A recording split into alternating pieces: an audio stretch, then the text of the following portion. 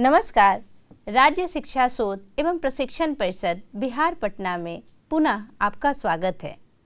बच्चों, पिछली कक्षा में हमने कविता की परख नामक निबंध पढ़ा और अपनी समझ विकसित की।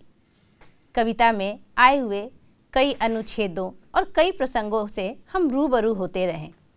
आइए पुनः एक बार पूरे निबंध को महत्वपूर्ण बिंदुओं के माध्यम से पुनः समझें। कविता की परख के महत्वपूर्ण बिंदुओं का हम पुनः अवलोकन करेंगे।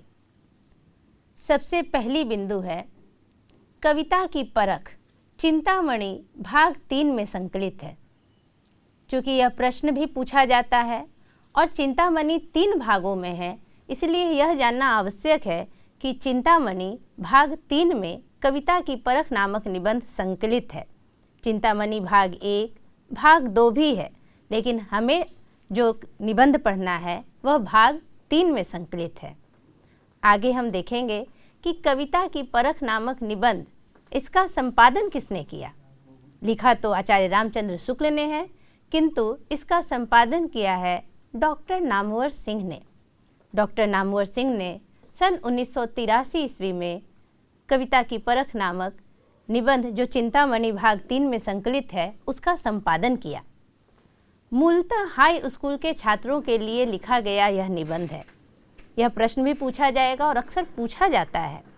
परीक्षा में यह बहुत महत्वपूर्ण प्रश्न पूछा जाता है कि कविता की परख नामक निबंध किसके लिए लिखा गया है। तो लेखक परिचय में ही यह है, हम किताब में पढ़ेंगे तो देखे भी हैं और जान भी रहे हैं कि मूलतः यह हाई स्कूल के विद्यार्थियों के लिए निबंध लिखा गया था। पहली बार हिंदी गद्य चंद्रिका सन 1938 में जो प्रकाशित हुई थी, इसी में यह निबंध छपा था। हिंदी गद्य चंद्रिका में पहली बार यह छपा है 1938 ईस्वी में। आगे देखते हैं कविता की सही परख हेतु विवेचन, अर्थात कविता की सही परख करने के लिए जितनी विवेचना हो सकती है वह सारी विवेचनाएं इस निबंध के माध्यम से आचार्य शुक्ल ने हमारे समक्ष उपस्थित कर दी है। इस निबंध में इन्होंने अस्थाई भाव का भी जिक्र किया है। मैंने बताया भी था कि अस्थाई भावों की कुल संख्या 9 होती है। कविता के परख नामक निबंध में इन भावों की चर्चा क्रमशः आई है। जैसे आश्चर्य, आपको याद होगा, आश्चर्य, हास्य, करुणा, ये प्रेम, ये सारे अस्थाई भाव हैं। उपमा की भी चर्चा पूरे निबंध में की गई है। आपको स्मरण में होगा कि हमने उपमा का अर्थ समझा था उपजोर माँ से, यानी निकटवर्ती वस्तु से समानता, तुलना, निकटवर्ती वस्तु को मापना, उससे तुलना करना। कविता के उद्देश्य पर भी चर्चा की गई है। कविता का जो उद्देश्य है वह हृदय पर प्रभाव डालना है। आपको याद होगा यह कविता के परख निबंध की पहली पंक्ति ही है, इसलिए यह प्रश्न भी अक्सर पूछा जाता है। कल्पना पर भी चर्चा की गई है। कल्पना की परिभाषा भी दी गई है। आपको स्मरण होगा कि मानसिक शक्तियों को ही वह कल्पना मानते हैं, जिन मानसिक शक्तियों से हम किसी भाव को समझ सकते हैं। कोई व्यापार, कोई योजना हमारे मन मस्तिष्क में उभरती है, उसे वह कल्पना मानते हैं। यह भी प्रश्न अक्सर पूछा जाता है बच्चों। आगे हम देखते हैं सूरदास गोस्वामी तुलसीदास की पंक्तियों का उद्धरण। पूरे निबंध में सूरदास की कई पंक्तियां आई हैं, गोस्वामी तुलसीदास की कई पंक्तियों को लिया गया है। निबंध जब हम पढ़ते हैं तो निबंध की अगर हम समीक्षा करेंगे तो उसमें उपमा, अस्थाई भाव की चर्चा, गोस्वामी तुलसीदास, सूरदास की चर्चा बार बार की गई है। चूँकि तुलसीदास आचार्य रामचंद्र शुक्ल के प्रिय कवि भी रहे हैं, इसलिए उन्होंने अधिकांशतः आलोचनात्मक पुस्तकें भी लिखी हैं। सूरदास पर, गोस्वामी तुलसीदास पर, जायसी ग्रंथावली पर लेखक परिचय के माध्यम से भी हमने यह जाना है। आगे देखिए, रामचरितमानस और गीतावली के प्रसंग को उन्होंने उदाहरण स्वरूप लिया है। पूरे निबंध में रामचरितमानस की कई बार चर्चा की गई है। मैंने कुछ पंक्तियाँ भी लिख करके दी हैं। जैसे आपको याद होगा कि क्रोध के समय, आवेग के समय जो राम की पंक्तियाँ हैं रामचरितमानस में, उसका मैंने जिक्र किया है। आगे गीतावली के भी प्रसंग को आचार्य शुक्ल ने उठाया है। आपको याद होगा, सोहत श्याम जलद मृदु धोरत धातु रंग मगे श्रृंगनी। यह उक्ति थी जो गीतावली की थी। गीतावली तुलसीदास की रचना है। आगे देखिए, साहित्यिक भाषा शैली का प्रयोग। अगर हम पूरे निबंध की भाषा शैली की बात करें तो पूरा निबंध ही साहित्यिक भाषा में लिखा गया है। बच्चों, आपको याद होगा कि निबंध पढ़ाने से पहले मैंने निबंध के कुछ तत्वों की चर्चा की थी, उसके शिक्षण के उद्देश्यों की चर्चा की थी, कुछ अंगों की चर्चा की थी। उसी अंग में मैंने बताया था कि भाषा शैली एक इसका प्रमुख अंग है। पूरा निबंध जब लिखा जाता है तो वह किस शैली में लिखा गया, वह बहुत ही महत्वपूर्ण है। तो कविता की परख नामक निबंध जो है उसकी भाषा साहित्यिक भाषा है। आगे जो महत्वपूर्ण बिंदु है वह है विचार पूर्वक लिखा गया निबंध। आपको याद होगा कि हमने निबंध की चर्चा की थी, निबंध के प्रकारों की। स्मरण में होगा आपके कि मैंने बताया था कि निबंध के कुल 4 प्रकार होते हैं। विचारात्मक निबंध, भावात्मक निबंध, विवरणात्मक निबंध और वर्णनात्मक निबंध। पूरे निबंध को पढ़ने से स्पष्ट है कि कविता की परख कैसे किया जाए, इस पर विचार किया है आचार्य शुक्ल ने। पूरे विचार पूर्वक उन्होंने कई पुस्तकों का उन्होंने अध्ययन किया है, कई पंक्तियों को उन्होंने बारीक तरीके से देखा है, तब इन्होंने बताया है कि कविता की परख हम किस किस माध्यम से और किस किस रूप में कर सकते हैं। तो यह निबंध पूरा विचारात्मक निबंध के अंतर्गत आता है। आशा है बच्चों, अब निबंध पढ़कर हमारे भीतर कविता की परख निबंध की समझ अच्छी तरह से विकसित हो चुकी होगी। तो चलिए अब हम प्रश्न उत्तर के माध्यम से अपनी समझ को कहाँ तक विकसित कर सके हैं यह देखते हैं। कविता की परख निबंध से संबंधित कुछ तथ्य हैं जिनकी चर्चा हम करेंगे। आइए पहला प्रश्न देखते हैं। पहला प्रश्न है, कविता की परख गद्य की कौन सी विधा है? चलिए ऑप्शंस देखते हैं। ऑप्शन ए है निबंध, ऑप्शन बी भाषण, ऑप्शन सी कहानी, ऑप्शन डी संस्मरण। बच्चों, कविता की परख गद्य की कौन सी विधा है? विधा को मैंने बताया है कि विधा यानी प्रकार, कि गद्य की किस प्रकार में, यह किस शैली में लिखी गई है। तो आपको याद होगा, हम बार बार चर्चा कर रहे हैं कि कविता की परख निबंध, यानी कि यह निबंध है। इसका उत्तर होगा ऑप्शन ए निबंध। अब हम दूसरे प्रश्न की ओर चलते हैं। दूसरा प्रश्न है, कविता की परख निबंध के निबंधकार कौन हैं? चलिए ऑप्शन देखते हैं। ऑप्शन ए नंद दुलारे वाजपेयी, ऑप्शन बी आचार्य Ramchandra Shukla, option C Ram Vilas Sharma, option D Hazari Prasad Dwivedi. सही उत्तर क्या होगा? कविता की परख निबंध के निबंधकार, निबंधकार यानी निबंध को लिखने वाले को निबंधकार कहते हैं। तो कविता की परख निबंध की हमने चर्चा की है कि यह पूरी निबंध आचार्य रामचंद्र शुक्ल के द्वारा लिखी गई है। तो इसका सही उत्तर होगा ऑप्शन बी आचार्य रामचंद्र शुक्ल। तीसरा प्रश्न है, आचार्य रामचंद्र शुक्ल का जन्म कब और कहाँ हुआ? चलिए ऑप्शन देखते हैं। Option A 1880 Lamhi Uttar Pradesh, option B 1828 Ramgarh Varsai Maharashtra, option C 1884 Basti Uttar Pradesh, option D 1921 Paschim Bengal.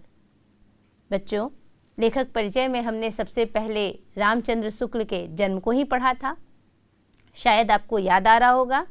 जी हाँ, बिल्कुल सही जवाब ऑप्शन सी 1884 बस्ती उत्तर प्रदेश।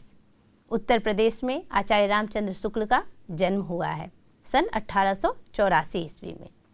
अब हम आगे चौथे प्रश्न की ओर चलते हैं। चौथा प्रश्न है, निम्नलिखित में से कौन सी कृति आचार्य रामचंद्र शुक्ल कृत है, अर्थात रामचंद्र शुक्ल द्वारा लिखी गई है। तो चलिए ऑप्शंस देखते हैं। Option A Rasmimansa, option B Madhusrot, option C Hindi Sahitya ka इतिहास, ऑप्शन डी इनमें से सभी। याद है बच्चों? चलिए हम इस पर एक नज़र डालें। रसमीमांसा, आपको याद होगा कि प्रमुख कृतियों में रसमीमांसा की चर्चा की गई है। मधुस्रोत, मधुस्रोत जो है यह इनकी कविता संग्रह है, इसीलिए मधुस्रोत भी होगा। रसमीमांसा तो है ही, और हिंदी साहित्य का इतिहास, इन्होंने जो इतिहास लिखा है उसका नाम है हिंदी साहित्य का इतिहास। तो इस प्रकार तीनों के तीनों ऑप्शन सही हो जाते हैं। ऑप्शन ए रसमीमांसा भी, ऑप्शन बी मधुस्रोत भी, ऑप्शन सी हिंदी साहित्य का इतिहास भी। तब सही उत्तर क्या होगा? सही उत्तर होगा ऑप्शन डी इनमें से सभी।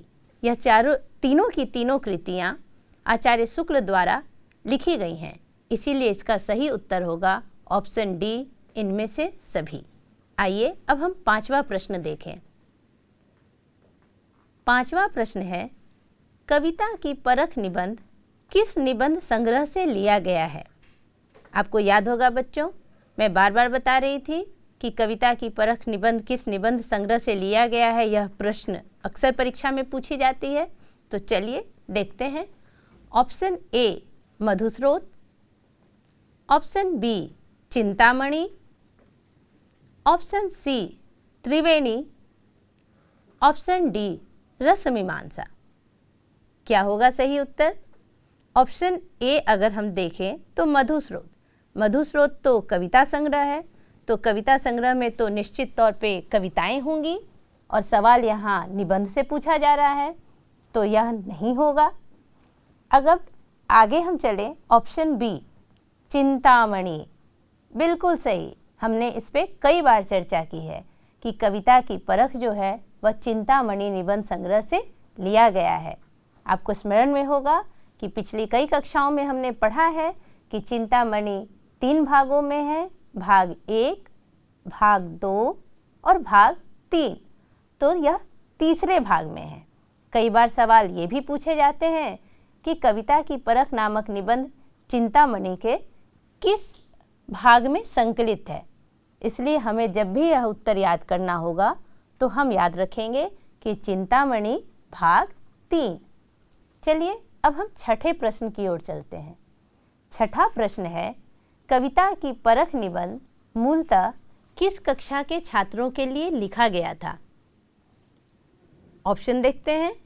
ऑप्शन ए प्राथमिक कक्षा के छात्रों के लिए, ऑप्शन बी प्रारंभिक कक्षा के छात्रों के लिए, ऑप्शन सी मिडिल स्कूल के छात्रों के लिए, ऑप्शन डी हाई स्कूल के छात्रों के लिए।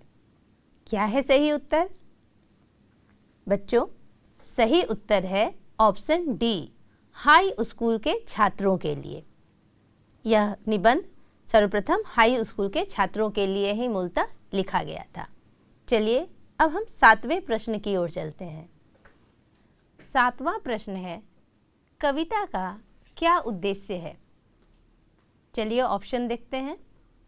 ऑप्शन ए हमारे हृदय पर प्रभाव डालना, ऑप्शन बी कल्पना को सीमित करना, ऑप्शन सी विचारों को कलमबद्ध न कर पाना, ऑप्शन डी सिर्फ मनोरंजन करना। क्या होगा सही उत्तर? यदि हम ऑप्शन डी की ओर देखें तो सिर्फ मनोरंजन करना किसी भी चीज़ का उद्देश्य नहीं हो सकता, खासकर यदि कविता या साहित्य की बात करें तो यह भी उत्तर सही नहीं है। आगे ऑप्शन सी को देखें तो वहाँ लिखा है कि विचारों को कलमबद्ध न कर पाना। यदि हम विचारों को कलमबद्ध करेंगे ही नहीं तो कविता रची कैसे जाएगी? तो यह उत्तर भी सही नहीं है। ऑप्शन बी की ओर देखें तो कल्पना को सीमित करना, यदि हमारी कल्पना शक्ति सीमित होगी तो फिर कविता का हम अर्थ ग्रहण कर ही नहीं सकेंगे। तो फिर क्या होना चाहिए सही उत्तर? सही उत्तर होगा ऑप्शन ए, हमारे हृदय पर प्रभाव डालना। कविता का उद्देश्य है हमारे हृदय पर प्रभाव डालना। बच्चों, पूरे निबंध को जब हमने पढ़ा है तो निबंध की पहली पंक्ति ही यह है कि कविता का उद्देश्य हमारे हृदय पर प्रभाव डालना है। ठीक है, अब हम 8वें प्रश्न की ओर चलते हैं। 8वां प्रश्न है, जिस मानसिक शक्ति से कवि ऐसी वस्तुओं और व्यापारों की योजना करता है जिसे हम मन में धारण करते हैं, वह क्या कहलाती है? आइए पुनः एक बार इस प्रश्न को पढ़ें और विचार करें। प्रश्न है, जिस मानसिक शक्ति से कवि ऐसी वस्तुओं और व्यापारों की योजना करता है जिसे हम मन में धारण करते हैं, वह क्या कहलाती है? चलिए ऑप्शन देखते हैं। ऑप्शन ए, उद्देश्य। ऑप्शन बी, कल्पना। ऑप्शन सी, व्यापार। ऑप्शन डी, यथार्थ। क्या होगा सही उत्तर? यदि हम यथार्थ पर विचार करें तो यथार्थ जो हम भोगते हैं, जिसे हम प्रतिदिन जीते हैं, वह यथार्थ है। तो जिसे हम जी रहे हैं वह मानसिक शक्ति वाली बात नहीं है, तो यह उत्तर सही नहीं होगा। व्यापार भी सही उत्तर नहीं होगा। तब सही उत्तर क्या है? ऑप्शन बी में देखते हैं। ऑप्शन बी है कल्पना। बिल्कुल सही। कल्पना चूँकि मन मस्तिष्क में उभरने वाली बिंब है, तो मानसिक शक्ति इसी से जुड़ती है। तो सही उत्तर होगा कि कल्पना ही वह मानसिक शक्ति है जिससे हमारे मन में कई वस्तुओं और व्यापारों की योजना होती है। चलिए अब हम 9वें प्रश्न की ओर चलते हैं। 9वां प्रश्न है, किस शक्ति के बिना न तो अच्छी कविता हो सकती है और न उसका पूरा आनंद लिया जा सकता है? चलिए ऑप्शन देखते हैं। ऑप्शन ए, सामाजिक शक्ति। ऑप्शन बी, सांस्कृतिक शक्ति। ऑप्शन सी, काल्पनिक शक्ति। ऑप्शन डी, आर्थिक शक्ति। क्या होगा सही उत्तर? अभी अभी हमने 8वें प्रश्न पर बहुत चर्चा की है। बिल्कुल सही जवाब। सही उत्तर है ऑप्शन सी, काल्पनिक शक्ति। काल्पनिक शक्ति के बिना न तो अच्छी कविता हो सकती है और न ही उसका पूरा आनंद लिया जा सकता है। चलिए अब हम 10वें प्रश्न को देखते हैं। 10वां प्रश्न है, उपमा का क्या उद्देश्य है? बच्चों, पूरे निबंध में हमने उपमा को अच्छे से पढ़ा, जाना और समझा। तो चलिए इससे संबंधित तथ्यों को देखें कि प्रश्न पूछा गया है कि उपमा का क्या उद्देश्य है। तो क्या हो सकता है इसका उत्तर? ऑप्शन ए, भावों को तीव्र करना। ऑप्शन बी, किसी वस्तु का बोध कराना। ऑप्शन सी, किसी वस्तु का परिज्ञान कराना। ऑप्शन डी, केवल समानता दिखाना। बच्चों, आपको याद होगा कि एक प्रसंग में आचार्य शुक्ल ने हारमोनियम की समानता के लिए संदूक जैसे शब्दों को अनुचित माना है, यानी आकृति और रूप से उसकी समानता केवल नहीं दिखाई जा सकती, उसके प्रभाव से उसकी समानता दिखानी पड़ती है। तो उपमा का उद्देश्य केवल समानता दिखाना नहीं होगा। ऑप्शन सी को अगर हम देखते हैं, किसी वस्तु का परिज्ञान कराना, परिज्ञान यानी उसका ज्ञान कराना, तो केवल उसके बारे में बताना भी उपमा नहीं है।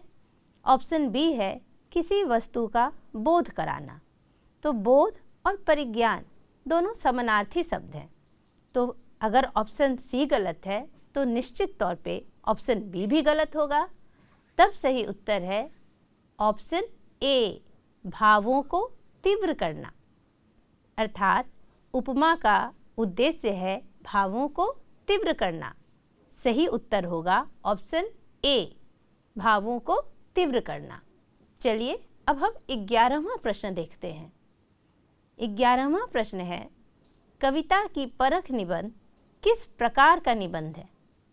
बच्चों, पूरे निबंध को पढ़ने से पहले हमने निबंध के प्रकारों पर चर्चा की थी, आपको याद होगा। चलिए हम ऑप्शन देखते हैं। ऑप्शन ए वर्णनात्मक, ऑप्शन बी भावात्मक, ऑप्शन सी विचारात्मक, ऑप्शन डी विवरणात्मक। सही उत्तर क्या होगा? सही उत्तर है ऑप्शन सी विचारात्मक। कविता की परख एक विचारात्मक निबंध है। इस पे हमने चर्चा भी की थी कि पूरे ही विचारपूर्वक कई अध्ययनों और कई स्रोतों से आचार्य शुक्ल ने कविता की परख किस प्रकार हो, इस पर विचार किया है निबंध के अंतर्गत। तो सही उत्तर क्या होगा? Option C विचारात्मक। कविता की परख एक विचारात्मक निबंध है। अब हम 12वें प्रश्न की ओर चलते हैं। 12वां प्रश्न है, काव्य के सिद्धांतों से भली भांति कौन परिचित होते हैं? ऑप्शन ए सहृदय, ऑप्शन बी कलामर्मज्ञ, ऑप्शन सी साहित्य प्रेमी, ऑप्शन डी इनमें से सभी। प्रश्न को अच्छी तरह से हम समझें कि काव्य के सिद्धांतों से भली भांति कौन परिचित होते हैं।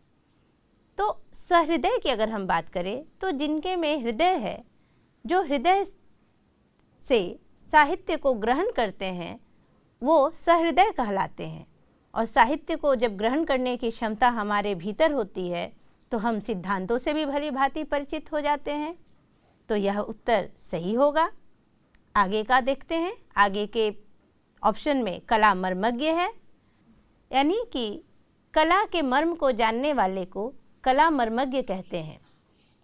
तो कला की मर्म को जो समझता है वह निश्चित तौर पे कला के सिद्धांतों से भी भली भांति परिचित होता है।